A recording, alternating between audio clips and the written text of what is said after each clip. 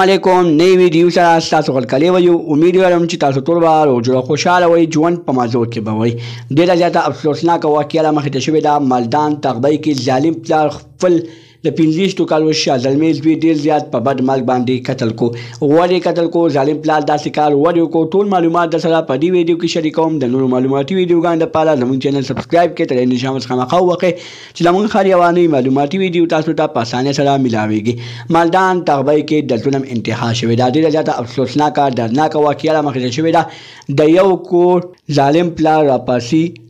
او خپل د 15 کالو شاه زلمی زوی په هغه کور کې ډېر زیات په بېدردۍ سره قتل کوي دوستانو دغه زوی څو ورځې مخکې پلار د کوره وباسلی و خو بیا دغه زوی د پلار عزت ته وکتل د مور عزت ته وکتل او واپس دغه کور ته راغو دغه زوی سره د پلار نه لګېده دوستانو چې کله دغه زوی خپلې ښځې ته غوسه شو او پلار یې دغه غوسه سي کړله نو پلار یې تمانچه راواخیسته او په هغه ساعت په خپل زوی باندې فایرینګ وکړو دوستانو یو پلار داسې څنګه ظالم کیدی شي چې خپل زوی سره نفرت پیدا کړي خپل زوی سره بغض پیدا کړي او هغه بغض کینه دې حد ته ورسي چې د هغه زوی قتل عام وشي دوستانو پولیسو ته پکار دي چې دغه ظالم پلار ګرفتار کړي او دغه ظالم پلار ته ښه بدترینه سزا ورکړي دوستانو که موږ وګورو پلار د بچو مستقبل دپاره څه نه کوي خو پته نه لګي چې دې ظالم پلار باندې د کومه راخاصه تنده راوغورځېدو وایي روژه وه روژه کې دوستانو روژه خو الله تعالی رالېږلې ده چې تاسو صبر وکړئ روژه خو د صبر میاشت ده تاسو پکې قتل عام کوئ دوستانو دوی د روژه بانه کړې ده خو خپل بچو ته چې کوم بغض نفرت کینه وي